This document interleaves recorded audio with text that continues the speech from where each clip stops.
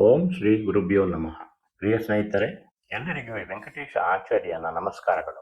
ಇದಕ್ಕೆ ಹಿಂದಿನ ವಿಡಿಯೋದಲ್ಲಿ ನೀಚ ಭಂಗ ಅಂದ್ರೆ ಏನು ಅಂತ ತಿಳಿದುಕೊಂಡೆವು. ಸುಮಾರು ಜನರು ನನಗೆ ಫೋನ್ ಮಾಡಿ, ಸರ್ ನಿಮ್ಮ ವಿಡಿಯೋಗಳಲ್ಲಿ ಕೆಲವು ಕಡೆ ರಾಶಿ ಅನ್ನುತ್ತೀರಾ, ಕೆಲವು ಕಡೆ ಭಾವ ಅನ್ನುತ್ತೀರಾ, ರಾಶಿ ಭಾವ ಎರಡು ಒಂದೇನಾ ಅಥವಾ ಬೇರೆ ಬೇರೆ ಅರ್ಥ ಇದೆಯಾ ಎಂದು ಕೇಳುತ್ತಿದ್ದಾರೆ. ಪ್ರಿಯ ಸ್ನೇಹಿತರೆ, ರಾಶಿ ಅನ್ನುವುದು ಬೇರೆ, ಭಾವ ಅನ್ನುವುದು ಬೇರೆ. ಈ ಎರಡಕ್ಕೂ ಮಧ್ಯದಲ್ಲಿ ಸಣ್ಣ ವ್ಯತ್ಯಾಸ ಮಾತ್ರ ಇದೆ. ಆದರೆ ಆ ಸೂಕ್ಷ್ಮ ಏನು ಅನ್ನೋದು ನೀವು ಅರ್ಥ ಮಾಡಿಕೊಂಡ್ರೆ ಭವಿಷ್ಯ ಹೇಳುವುದರಲ್ಲಿ ತುಂಬಾ ನಿಖರವಾದ ಫಲಗಳನ್ನು ಹೇಳಬಹುದು. ಇವತ್ತಿನ ವಿಡಿಯೋದಲ್ಲಿ ನಮ್ಮ ಜಾತಕದಲ್ಲಿ ರಾಶಿ ಅಂದ್ರೆ ಏನು, ಭಾವ ಅಂದ್ರೆ ಏನು ಅಂತ ವಿವರವಾಗಿ ನೋಡೋಣ. ಇವೆರಡಕ್ಕೂ ವ್ಯತ್ಯಾಸ ಗೊತ್ತಾಗಲಿಲ್ಲವೆಂದರೆ ಜ್ಯೋತಿಷ ಫಲ ಹೇಳುವುದು ಎಲ್ಲ ತಪ್ಪಾಗುತ್ತದೆ. ಆದ್ದರಿಂದ ಖಂಡಿತ ನಾವು ಈ ಎರಡಕ್ಕೂ ಇರುವ ವ್ಯತ್ಯಾಸಗಳನ್ನು ಗೊತ್ತಿಟ್ಟುಕೊಂಡೇ ಜಾತಕವನ್ನು ಪರಿಶೀಲನೆ ಮಾಡಬೇಕು ಎನ್ನುವುದರಲ್ಲಿ ಯಾವ ಅಭಿಪ್ರಾಯ ಭೇದವೂ ಇಲ್ಲ. ಸ್ನೇಹಿತರೆ, ರಾಶಿ ಕುಂಡಲಿಯಲ್ಲಿ ಮೇಷ ರಾಶಿಯಿಂದ ಶುರುವಾಗಿ ಮೀನರಾಶಿಯವರೆಗೆ 12 ರಾಶಿಗಳು ಇದೆ ಎಂದು ನಾವು ನೋಡಿದೆವು. ಮೇಷರಾಶಿ ಕಾಲಪುರುಷನ ಮೊದಲನೆಯ ಮನೆಯಾಗುತ್ತದೆ. ಅದೇ ರೀತಿ ವೃಷಭ ರಾಶಿ 2ನೇ ಮನೆ, ಮಿಥುನ ರಾಶಿ 3ನೇ ಮನೆ ಎಂದು ಮೀನರಾಶಿಯವರೆಗೆ ಮೀನರಾಶಿ 12ನೇ ಮನೆಯಾಗಿ ಇರುತ್ತದೆ. ಈ ಒಂದೊಂದು ರಾಶಿಗಳ ವಿಸ್ತೀರ್ಣ 30 ಡಿಗ್ರಿಗಳಾಗಿರುತ್ತದೆ. ಆಕಾಶ ಮಂಡಲದಲ್ಲಿ ಈ ರಾಶಿಗಳಿಗೆ ಮಧ್ಯದಲ್ಲಿ ಯಾವ ರೇಖೆಗಳು ಇರುವುದಿಲ್ಲ. ನಾವು ಅರ್ಥ ಮಾಡಿಕೊಳ್ಳುವುದಕ್ಕಾಗಿ ಕಲ್ಪನೆಯಾಗಿ ರೇಖೆಗಳು ಇರುವ ಹಾಗೆ ತೋರಿಸಿದ್ದಾರೆ. ನಾವು ಪ್ರಯಾಣ ಮಾಡುವಾಗ ಒಂದೊಂದು ಊರಿಗೂ ಒಂದೊಂದು ಹೆಸರನ್ನು ನೋಡಬಹುದು. ಆ ಊರಿನ ಹೆಸರನ್ನು ಇಟ್ಟುಕೊಂಡು ನಾವು ಎಲ್ಲಿ ಯಾವ ಊರಲ್ಲಿ ಪ್ರಯಾಣ ಮಾಡುತ್ತಿದ್ದೇವೆ ಎನ್ನುವುದನ್ನು ಗುರುತಿಸಿಕೊಳ್ಳುವುದಕ್ಕಾಗಿ ಹೆಸರಿಟ್ಟಿದ್ದಾರೆ. ಈ ಊರುಗಳು ಇರುವ ಜಾಗಗಳು ಸ್ಥಿರವಾಗಿರುತ್ತವೆ. ಅದೇ ರೀತಿ ಎಷ್ಟೋ ಕೋಟ್ಯಾಂತರ ಮೈಲ್ಗಳ ದೂರದಲ್ಲಿರುವ ನಕ್ಷತ್ರಗಳು ಸ್ಥಿರವಾಗಿ ಒಂದೇ ಕಡೆ ಇರುತ್ತವೆ. ಇವುಗಳನ್ನು ಕಂಡುಹಿಡಿದು ಆಕಾಶ ಮಂಡಲದಲ್ಲಿ ಗ್ರಹ ಮಂಡಲಕ್ಕೆ ಸುತ್ತ ಇರುವ ವೃತ್ತಾಕಾರದ ಮಾರ್ಗದಲ್ಲಿ ಅಂದರೆ 360 ಡಿಗ್ರಿಯಲ್ಲಿ 27 ನಕ್ಷತ್ರಗಳನ್ನು ಗುರುತಿಸಿ ಒಂದೊಂದಕ್ಕೂ ಹೆಸರಿಟ್ಟಿದ್ದಾರೆ. ಆ ರೀತಿ ಹೆಸರಿಡುವಾಗ ಅಶ್ವಿನಿ ಮೊದಲನೇ ನಕ್ಷತ್ರವಾಗಿ ಅದು ಗೋಳ ಮಾರ್ಗದ ಆರಂಭ ನಕ್ಷತ್ರ ಎಂದು ನಿರ್ಧರಿಸಿದ್ದಾರೆ. ಅದೇ ರೀತಿ ಕೊನೆಯ ನಕ್ಷತ್ರವಾದ ರೇವತಿಯಲ್ಲಿ ಗೋಳ ಮಾರ್ಗದ ಒಂದು ಸುತ್ತು ಮುಕ್ತಾಯವಾಗುತ್ತದೆ ಎಂದು ನಿರ್ಧರಿಸಿದ್ದಾರೆ. ಯಾವಾಗಲೂ 360 ಡಿಗ್ರಿ ವಿಸ್ತೀರ್ಣವಿರುವ ಈ ವೃತ್ತಾಕಾರದ ಗೋಳ ಮಾರ್ಗವನ್ನು 12 ಸಮ ಭಾಗಗಳಾಗಿ ಮಾಡಿ ನಮಗೆ ಸರಳವಾಗಿ ಅರ್ಥವಾಗುವುದಕ್ಕಾಗಿ ಒಂದೊಂದು ಭಾಗವು 30 ಡಿಗ್ರಿಗಳು ಎಂದು ನಿರ್ಧರಿಸಿದ್ದಾರೆ. ಇದೇ 12 ರಾಶಿಗಳಾಗುತ್ತದೆ. ಈ ಮಾರ್ಗದಲ್ಲಿ 9 ಗ್ರಹಗಳು ಸೂರ್ಯನ ಆಕರ್ಷಣ ಶಕ್ತಿಗೆ ತಕ್ಕಂತದಾಗಿ ಒಂದೊಂದು ವೇಗದಲ್ಲಿ ಸಂಚಾರ ಮಾಡುತ್ತಿರುತ್ತವೆ. ಈ ವಿಷಯಗಳೆಲ್ಲ ನಿಮಗೆ ಮೊದಲೇ ಗೊತ್ತಿರುತ್ತದೆ. ಈ 360 ಡಿಗ್ರಿ ವಿಸ್ತೀರ್ಣವಿರುವ ವೃತ್ತಾಕಾರದ ಗೋಳ ಮಾರ್ಗದಲ್ಲಿ ಪ್ರಯಾಣ ಮಾಡುವ ಸೂರ್ಯ ಪ್ರತಿದಿನ ಬೆಳಿಗ್ಗೆ ಒಂದು ಪ್ರತ್ಯೇಕ ರಾಶಿಯಲ್ಲಿ ಒಂದು ಪ್ರತ್ಯೇಕ ರೇಖಾಂಶದಲ್ಲಿ ನಾವಿರುವ ಭೂಮಿಯಿಂದ ನೋಡುವಾಗ ಪೂರ್ವ ದಿಕ್ಕಿನಲ್ಲಿ ಉದಯವಾಗುತ್ತಾನೆ. ಆ ರಾಶಿಯಲ್ಲಿರುವ ರೇಖಾಂಶ ಚುಕ್ಕೆನೆ ಅವತ್ತಿನ ಸೂರ್ಯೋದಯ ಗಳಿಗೆಯಲ್ಲಿ ಉದಯ ಲಗ್ನ ಶುರುವಾಗುವ ಚುಕ್ಕೆಯಾಗಿರುತ್ತದೆ. ಈ ಲಗ್ನ ಒಂದು ರಾಶಿಯಲ್ಲಿ ಹೆಚ್ಚು ಕಡಿಮೆ 2 ಗಂಟೆಗಳ ಕಾಲ ಪ್ರಯಾಣ ಮಾಡಿ ಮುಂದಿನ ರಾಶಿಗೆ ಮುಂದುವರಿಯುತ್ತಿರುತ್ತದೆ. ಉದಾಹರಣೆಗೆ 20/5/2024 ಬೆಳಗ್ಗೆ 5:56 ಬೆಂಗಳೂರಿನಲ್ಲಿ ಸೂರ್ಯೋದಯ ಸಮಯದಲ್ಲಿ ಸೂರ್ಯ ವೃಷಭ ರಾಶಿಯಲ್ಲಿ 5:17 ಎನ್ನುವ ರೇಖಾಂಶದಲ್ಲಿ ಸಂಚಾರ ಮಾಡುತ್ತಿರುತ್ತಾನೆ. ಅವತ್ತಿನ ಉದಯ ಲಗ್ನ ವೃಷಭ ರಾಶಿಯಲ್ಲಿ ಅದೇ ರೇಖಾಂಶದಲ್ಲಿ ಶುರುವಾಗುತ್ತದೆ. ಆ ಗಳಿಗೆಯಲ್ಲಿ ಜನಿಸುವ ಮಗುವಿಗೆ ವೃಷಭ ಲಗ್ನವಾಗುತ್ತದೆ. ಅಂದರೆ ಆ ಮಗುವಿಗೆ ಲಗ್ನ ಭಾವ ಎನ್ನುವ ಮೊದಲನೆಯ ಭಾವ ವೃಷಭ ರಾಶಿಯಲ್ಲಿ 5:17 ಆರಂಭವಾಗುತ್ತದೆ. ಮೇ ತಿಂಗಳು 15ನೇ ತಾರೀಕಿಂದ ಜೂನ್ ತಿಂಗಳು 14ನೇ ತಾರೀಕುವರೆಗೆ ಸೂರ್ಯ ವೃಷಭ ರಾಶಿಯಲ್ಲೇ ಸಂಚಾರ ಮಾಡುವುದರಿಂದ ಸೂರ್ಯ ಉದಯವಾಗುವ ಗಳಿಗೆಯಲ್ಲಿ ಜನಿಸುವ ಎಲ್ಲಾ ಮಕ್ಕಳಿಗೂ ವೃಷಭವೇ ಜನ್ಮ ಲಗ್ನವಾಗಿ ಬರುತ್ತದೆ. ಆ ಜನ್ಮ ಲಗ್ನ ವೃಷಭದಲ್ಲಿ 0 ಡಿಗ್ರಿಯಿಂದ 30 ಡಿಗ್ರಿಗಳ ಒಳಗೆ ಯಾವ ರೇಖಾಂಶದಲ್ಲೂ ಇರಬಹುದು.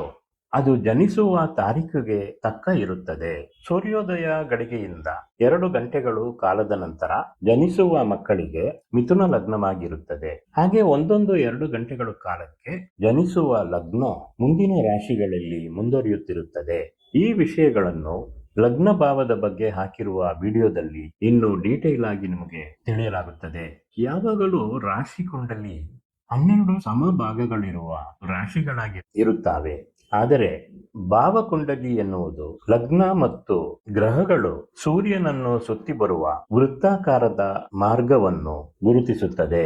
ಈ ವೃತ್ತಾಕಾರದ ಗೋಳ ಮಾರ್ಗ ಪರ್ಫೆಕ್ಟ್ ಸರ್ಕಲ್ ಆಗಿ ಇರುವುದಿಲ್ಲ, ಒಂದು ದೀರ್ಘ ವೃತ್ತಾಕಾರದ ಮಾರ್ಗವಾಗಿರುತ್ತದೆ.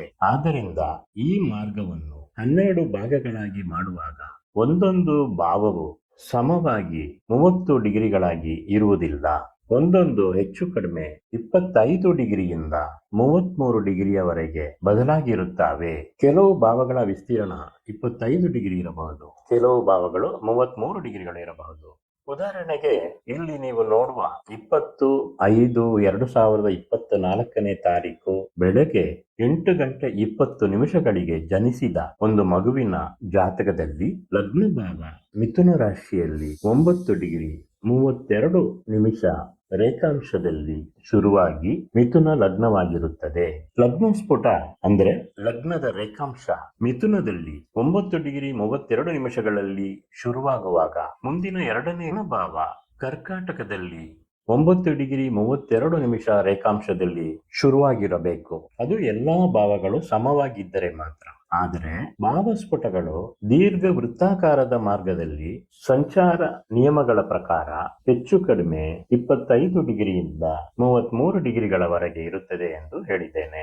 ಉದಾಹರಣೆಗೆ ಇಲ್ಲಿ ನೀವು ನೋಡುವ ಈ ಮಗುವಿನ ಜಾತಕದಲ್ಲಿ ಒಂದೊಂದು ಭಾವಸ್ಫುಟವನ್ನು ನೋಡಬಹುದು. ಭಾವಸ್ಫುಟ ಅಂದ್ರೆ ಒಂದೊಂದು ಭಾವವು ಆರಂಭವಾಗುವ ರೇಖಾಂಶಗಳು ಎಂದು ಅರ್ಥ ಮಾಡಿಕೊಳ್ಳಿ. ಇಲ್ಲಿ ನೀವು ನೋಡುವ ಒಂದೊಂದು ಭಾವವು ಮೇಷದಲ್ಲಿ 0 ಡಿಗ್ರಿಯಿಂದ ಎಷ್ಟು ದೂರದಲ್ಲಿ ಆರಂಭವಾಗುತ್ತದೆ ಎನ್ನುವುದನ್ನು ಗುರುತಿಸುತ್ತದೆ.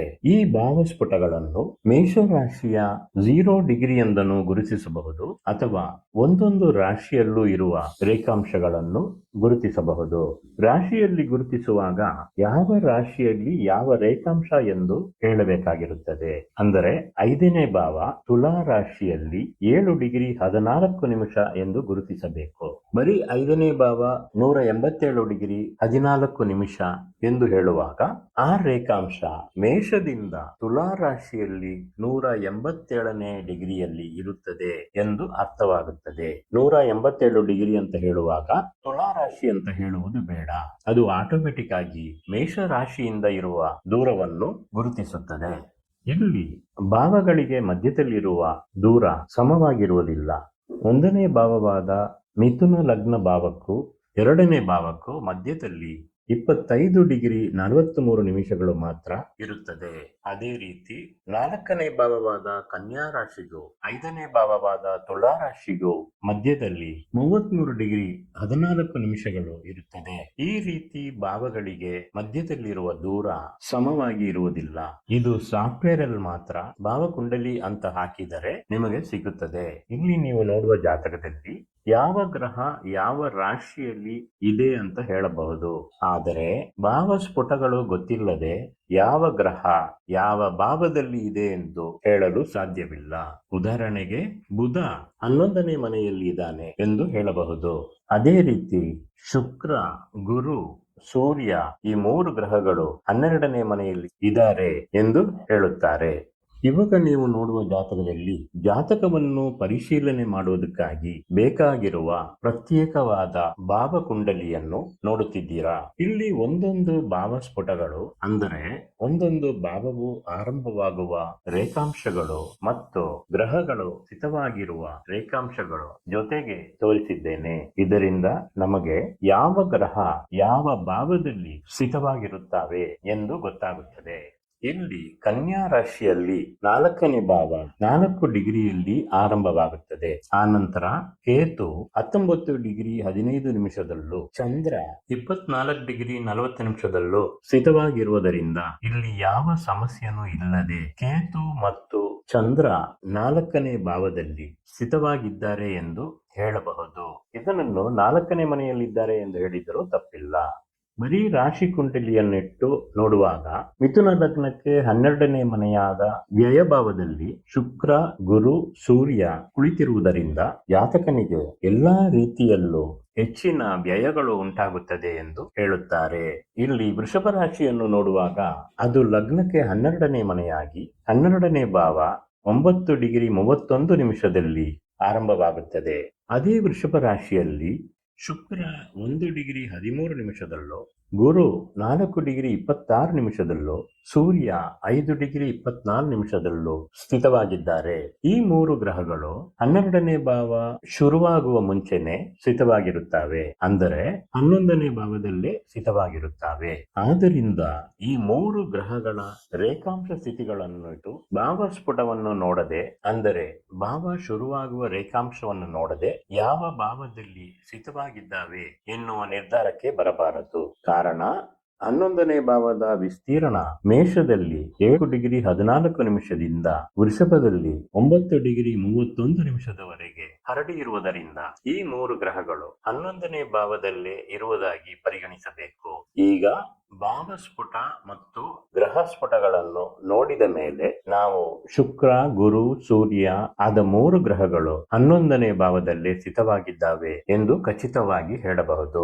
ಇಲ್ಲಿ ಭಾವಸ್ಫುಟ ಮತ್ತು ಗ್ರಹ ಸ್ಫುಟವನ್ನು ನೋಡದೆ ಫಲಗಳನ್ನು ಹೇಳುವಾಗ ಶುಕ್ರ, ಗುರು, ಸೂರ್ಯ ಆದ 3 ಗ್ರಹಗಳು ಲಗ್ನಕ್ಕೆ 12ನೇ ಮನೆಯಾದ ವ್ಯಯ ಭಾವದಲ್ಲಿರುವುದರಿಂದ ಈ ಜಾತಕನಿಗೆ 3 ಗ್ರಹಗಳ ಕಾರಕತ್ವ ಫಲಗಳಲ್ಲಿ ವ್ಯಯವಾಗುತ್ತದೆ ಎಂದು ಹೇಳಿದರೆ ಎಲ್ಲಾ ಫಲಗಳು ತಪ್ಪಾಗಿ ಹೋಗುತ್ತವೆ. ಈ 3 ಗ್ರಹಗಳು 11ನೇ ಭಾವವಾದ ಲಾಭಸ್ಥಾನದಲ್ಲಿರುವುದರಿಂದ ಜಾತಕ ಅದೃಷ್ಟವಂತನಾಗಿ ಎಲ್ಲಾ ಸುಖಗಳನ್ನು ಅನುಭವಿಸುವವನಾಗಿ ಇರುತ್ತಾನೆ. ಆದ್ದರಿಂದ ಸ್ನೇಹಿತರೆ, ಒಂದು ಜಾತಕವನ್ನು ಪರಿಶೀಲನೆ ಮಾಡುವಾಗ ಖಂಡಿತ ಭಾವಸ್ಫುಟ ಮತ್ತು ಗ್ರಹ ಸ್ಫುಟಗಳನ್ನು ಗುರುತಿಸಿಕೊಂಡು ಗ್ರಹಗಳ ಸ್ಥಿತಿಯನ್ನು ರುಜುಪಡಿಸಿಕೊಂಡ ಮೇಲೆ ಮಾತ್ರ ಫಲಗಳನ್ನು ನಿರ್ಧರಿಸಬೇಕು. ಸ್ಫುಟಗಳನ್ನು ನೋಡದೆ ಭವಿಷ್ಯ ಹೇಳಬಾರದೆನ್ನುವುದನ್ನು ನೆನಪಿನಲ್ಲಿಟ್ಟುಕೊಳ್ಳಿ. ಒಂದು ಜಾತಕದಲ್ಲಿ ಲಗ್ನ ಎನ್ನುವುದು ಅದರಲ್ಲಿರುವ 12 ರಾಶಿಗಳಲ್ಲಿ ಯಾವ ರಾಶಿಯಲ್ಲಿ ಬೇಕಾದರೂ ಇರಬಹುದು. ಆ ಲಗ್ನ ಭಾವ ಎನ್ನುವುದು 12 ಭಾವಗಳಲ್ಲಿ ಮೊದಲನೆಯ ಭಾವವಾಗಿರುತ್ತದೆ. ಇಲ್ಲಿ ನೀವು ನೋಡುವ ಜಾತಕದಲ್ಲಿ ಮಿಥುನ ಲಗ್ನ ಭಾವವಾಗಿ ಮೊದಲನೆಯ ಭಾವವಾಗಿರುತ್ತದೆ. ಲಗ್ನ ಭಾವ ಎನ್ನುವುದು ಜಾತಕನ ಬಗ್ಗೆ ಪೂರ್ತಿ ವಿಷಯಗಳನ್ನು ತೋರಿಸುತ್ತದೆ. ಅಂದರೆ ಅವನ ಸ್ವಭಾವ, ಅಂತಸ್ತು, ಚಿಂತನೆ, ಮಾನಸಿಕ ಶಕ್ತಿ, ದೇಹದ ಬಲ ಮತ್ತು ಬಲಹೀನ, ದೇಹದ ಭೌತಿಕ ನೋಟ, ಸಾಮಾನ್ಯ ಪ್ರಯತ್ನಗಳು, ವ್ಯಕ್ತಿತ್ವ ಪ್ರದರ್ಶನ, ಸ್ವಯಂ ಗೌರವ, ಅವನ ಗುಣ ಲಕ್ಷಣಗಳು ಎನ್ನುವ ಎಲ್ಲಾ ವಿಷಯಗಳನ್ನು ಗುರುತಿಸುತ್ತದೆ. ಎಲ್ಲಾ ಜಾತಕದಲ್ಲೂ ಲಗ್ನ ಭಾವ ಮತ್ತು ಲಗ್ನಾಧಿಪತಿ ಒಳ್ಳೆ ಬಲವಾಗಿ ಶುಭ ಗ್ರಹಗಳ ಸಂಬಂಧ ಇದ್ದರೆ ಆ ಜಾತಕ ಎಲ್ಲಾ ಯೋಗಗಳನ್ನು ಪಡೆದು ತನ್ನ ಬಾಳಲ್ಲಿ ಎಲ್ಲಾ ಸುಖಗಳನ್ನು ಅನುಭವಿಸುವವನಾಗಿ ಇರುತ್ತಾನೆ. ಅಶುಭ ಸಂಬಂಧ ಸಮಸ್ಯೆಗಳನ್ನು ಕೊಟ್ಟು ಕಷ್ಟ ನಷ್ಟಗಳನ್ನು ಅನುಭವಿಸುವವನಾಗಿರುತ್ತಾನೆ. ಈ ರೀತಿ ಲಗ್ನ ಭಾವ ಅಂದರೆ ಯಾವ ಲಗ್ನ ಎಂದು ಆ ಲಗ್ನದ ಕಾರಕತ್ವಗಳು ಆ ಜಾತಕನ ಗುಣಲಕ್ಷಣಗಳಲ್ಲಿ ಸೇರಿರುತ್ತದೆ. ಇಲ್ಲಿ ಮಿಥುನ ರಾಶಿಯ ಕಾರಕತ್ವಗಳು ಮತ್ತು ಗುಣಲಕ್ಷಣಗಳು ಈ ಜಾತಕನ ಲಗ್ನ ಭಾವದ ಗುಣಲಕ್ಷಣಗಳ ಜೊತೆ ಸೇರಿರುತ್ತದೆ.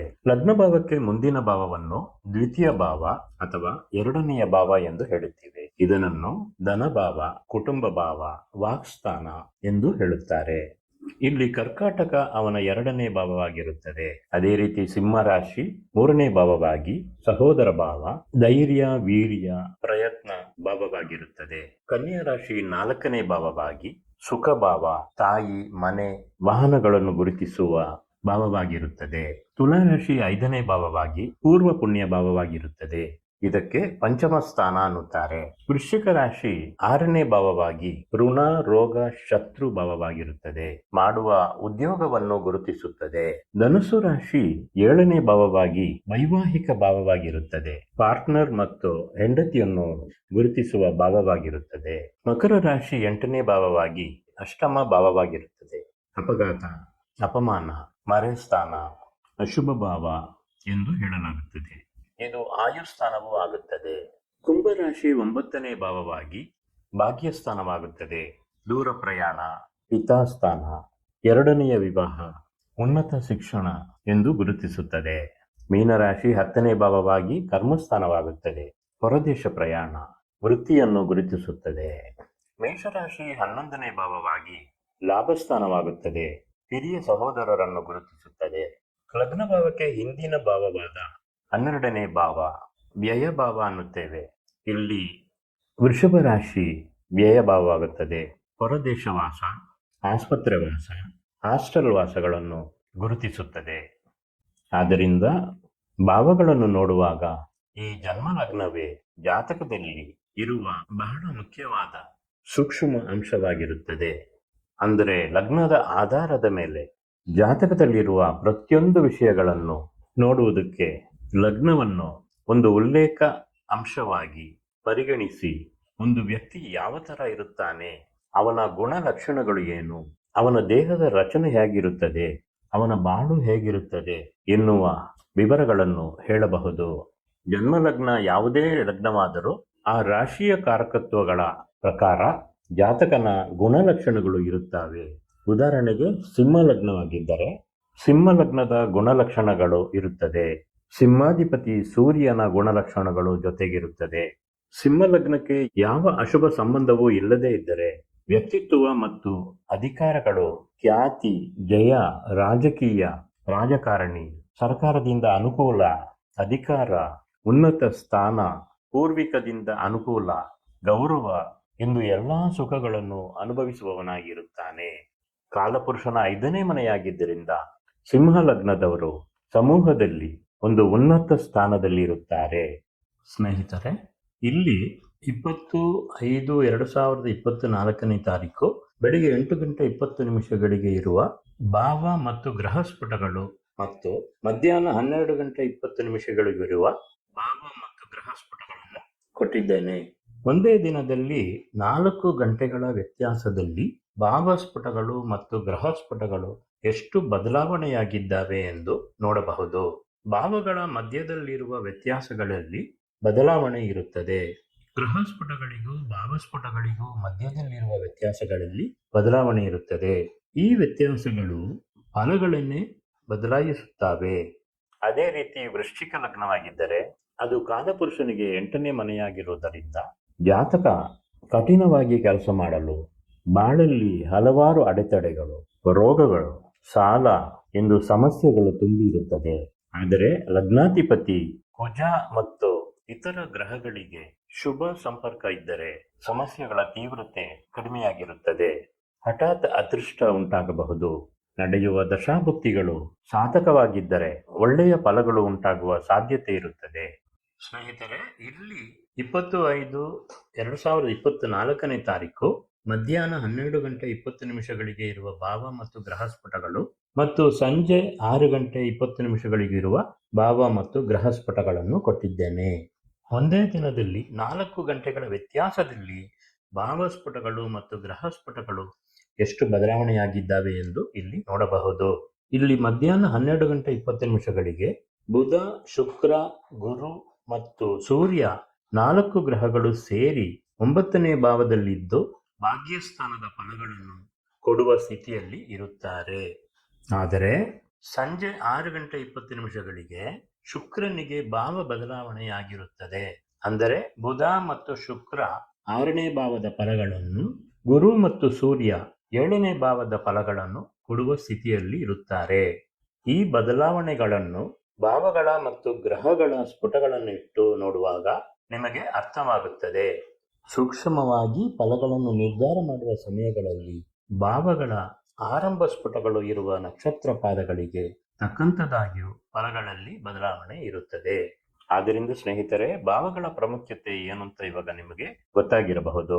ಭಾವಗಳು ಇಲ್ಲದೆ ಜಾತಕದಲ್ಲಿ ಭವಿಷ್ಯ ಹೇಳುವುದಕ್ಕೆ ಸಾಧ್ಯವಿಲ್ಲ, ಹೇಳಲೂಬಾರದು. ಆದ್ದರಿಂದ ಇನ್ನು ಮುಂದೆ ಒಂದು ಜಾತಕವನ್ನು ಪರಿಶೀಲನೆ ಮಾಡುವಾಗ ಗ್ರಹಗಳು ಮತ್ತು ಭಾವಸ್ಫುಟಗಳನ್ನು ಗುರುತಿಸಿಕೊಂಡು ವಿಶ್ಲೇಷಣೆ ಮಾಡುವುದೇ ಉನ್ನತ ಫಲಗಳನ್ನು ಕೊಡುತ್ತದೆ ಎನ್ನುವುದನ್ನು ನೆನಪಿನಲ್ಲಿಟ್ಟುಕೊಳ್ಳಿ. ಇನ್ನು ಮುಂದಿನ ಭಾಗದಲ್ಲಿ ಜ್ಯೋತಿಷ ಶಾಸ್ತ್ರದಲ್ಲಿ ಇನ್ನಷ್ಟು ಸೂಕ್ಷ್ಮಗಳ ಬಗ್ಗೆ ತಿಳಿದುಕೊಳ್ಳೋಣ. ಸ್ನೇಹಿತರೆ, ಈ ವಿಡಿಯೋವನ್ನು ಕೊನೆಯವರೆಗೆ ನೋಡಿದ್ದಕ್ಕೆ ಧನ್ಯವಾದಗಳು. ಈ ವಿಡಿಯೋ ನಿಮಗೆ ಇಷ್ಟವಾಗಿದ್ದರೆ ಲೈಕ್ ಬಟನ್ ಒತ್ತಿ, ನನ್ನ ಈ ಚಾನಲಿಗೆ ಸಬ್ಸ್ಕ್ರೈಬ್ ಮಾಡಿ. ಈ ಲಿಂಕನ್ನು ನಿಮ್ಮ ಸ್ನೇಹಿತರುಗಳಿಗೆಲ್ಲ ಕಳಿಸಿ, ಎಲ್ಲರಿಗೂ ಉಪಯೋಗವಾಗಲಿ. ಇನ್ನು ಮುಂದಿನ ವಿಡಿಯೋದಲ್ಲಿ ನೋಡೋಣ. ಸರ್ವೇ ಜನ ಸುಖಿನೋ ಭವಂತು.